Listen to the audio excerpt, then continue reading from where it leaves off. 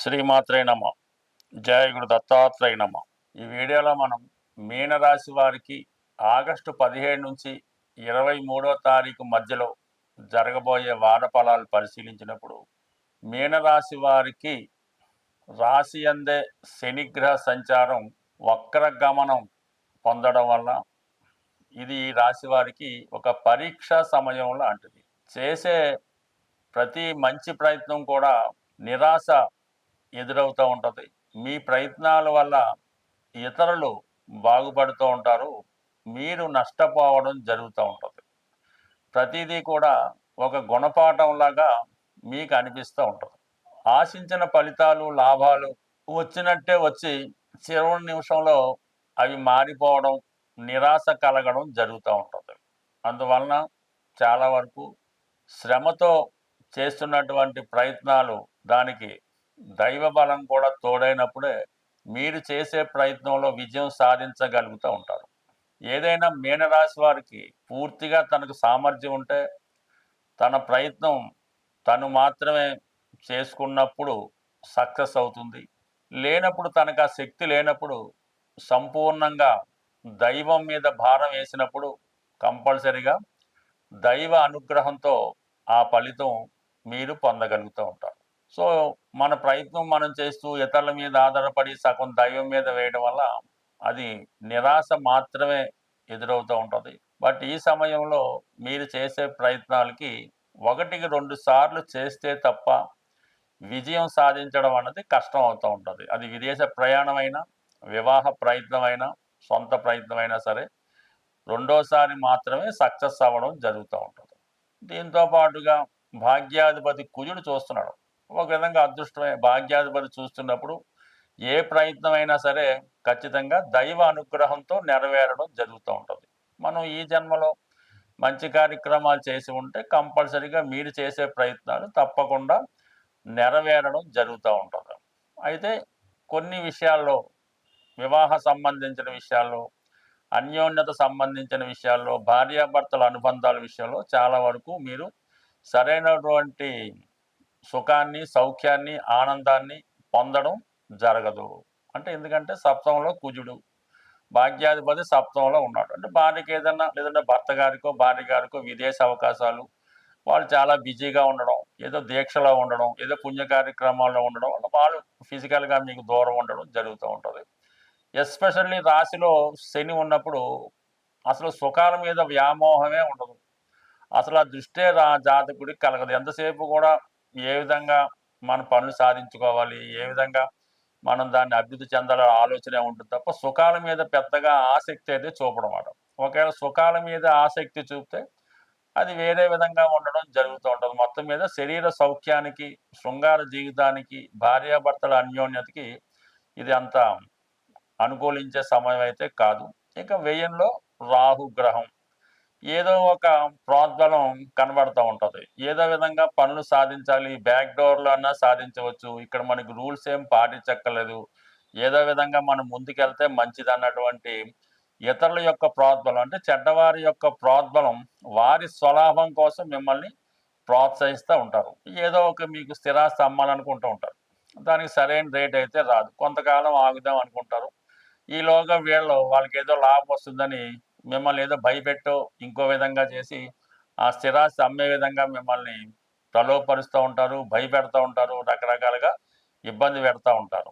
ఈ విధంగా మిమ్మల్ని, మీ బాధల్లో మీరుంటే మీ చుట్టుపక్కల ఉన్నవాళ్ళు మరింత భయాందోళనకి గురి చేసి మిమ్మల్ని ఇంకా నిరాశపరచడం జరుగుతూ ఉంటుంది. అంటే ఏదేమైనా ఈ వారంలో రవి 6వ స్థానంలో ప్రవేశించడం వల్ల కొన్ని సమస్యల నుంచి, అధికారుల నుంచి వచ్చే వేధింపులు కానీ, లేదంటే ప్రభుత్వ సమస్యలు కానీ, కోర్టు సమస్యలు కానీ కంపల్సరిగా మీకు అవి అనుకూలంగా మారే అవకాశం ఉంది. ఏదైనా ప్రభుత్వం నుంచి క్లియరెన్స్ కావాలన్నా, ప్రభుత్వం నుంచి మీకు ఏదన్నా ఒక మంచి హామీ కావాలన్నా, ప్రభుత్వ అధికారులు సహకరించాలన్నా ఈ సమయంలో కంపల్సరిగా సహకరిస్తారు. పంచమ స్థానంలో ఉన్నటువంటి బుధ శుక్రుల కలయిక, అంటే 20వ తారీఖు తర్వాత మీరు తీసుకునే నిర్ణయం మంచిదైనప్పుడు కొన్ని విషయాలు మీకు అనుకూలంగా రావడం జరుగుతూ ఉంటుంది. చతుర్థ స్థానంలో ఉన్నటువంటి గురువు సాధారణంగా ఏంటంటే అటు దశమాన్ని కూడా వీక్షిస్తాడు కాబట్టి వృత్తిపరంగా ఎన్ని ఇబ్బందులు ఉన్నా కూడా వృత్తిపరంగా ఎటువంటి సమస్య అయితే రాదు. కానీ వ్యక్తిగత సుఖం కోసమో, స్వలాభం కోసమో చేసే ప్రయత్నాలు ఫలించవు. అయితే శని ఇప్పుడు కూడా ప్రతి విషయాన్ని ఆలస్యం చేస్తాడు. కానీ కంపల్సరీగా ఇచ్చి తీరడం జరుగుతుంటుంది కాబట్టి మీరు ఏ విషయంలోనైనా నిరాశ చెందకుండా 1కి 2 సార్లు ప్రయత్నం చేస్తే కంపల్సరీగా మీరు అనుకున్నది ఆలస్యంగానైనా సాధించడం జరుగుతుంది. ఈ రోజుల్లో సాధారణంగా ధనం ఉండా కూడా చేయలేని పనులు 2 ఉంటాయి. అందులో ఒకటి పెళ్లి చేయడం, 2 ఇల్లు కట్టుకోవడం. అంటే ఇల్లు కట్టుకోవడం అంటే సొంత ఇల్లా, కొనుక్కోవడమా, ఫ్లాటా ఏదన్నా సరే ధనం లక్షలాది రూపాయలు చేతిలో ఉన్నా కూడా కొంతమందికి సొంత ఇల్లు అన్నది అంత తొందరగా ఏర్పడడం జరగదు. అలాగే తల్లిదండ్రులు పెళ్లి చేసే స్థాయిలో ఉన్న ధనం ఎంత ఉన్నా కొంతమంది అమ్మాయిలకి ఈ రోజుల్లో అబ్బాయిలకు కూడా వివాహం అన్నది చాలా కష్టం అవుతూ ఉంది. ఈ రెండిటికి ఒక లింక్ అయితే ఉన్నది. మన సొంత గృహం అన్నది చతుర్థ స్థానం బట్టి చెప్పడం జరుగుతూ ఉంటుంది.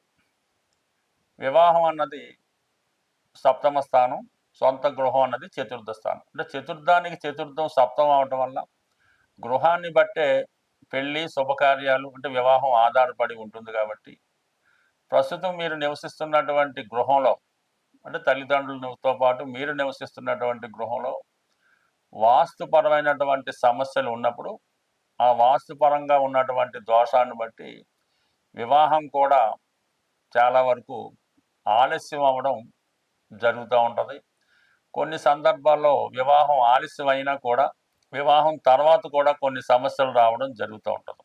అందుకనే మనం పెద్దలు చెప్తూ ఉంటారు, ఇల్లు కట్టి చూడు, పెళ్లి చేసి చూడు అన్నది.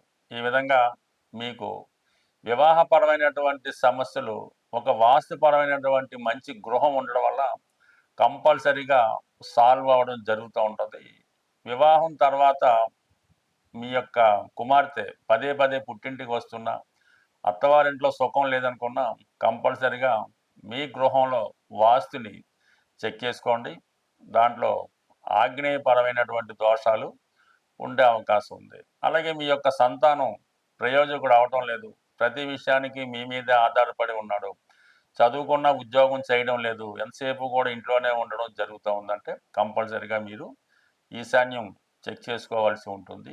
మీకు మీరుగా వ్యసనాల పాలవుతున్నారు, ఎంత కష్టపడ్డా అభివృద్ధి రావట్లేదంటే మీ గృహంలో నైరుతి ఫాల్ట్ ఉంటుంది, చూసుకోండి.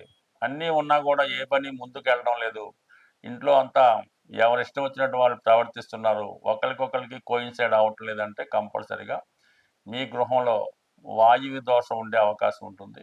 సో ఈ విధంగా అనేక రకాలుగా అంటే మన గృహాన్ని 4 దిక్కులు 4 విదిక్కులుగా నిర్ణయించుకుంటే ప్రతి ఒక్క దిక్కు పైన ప్రతి ఒక్కరి ప్రభావం ఉంటుంది.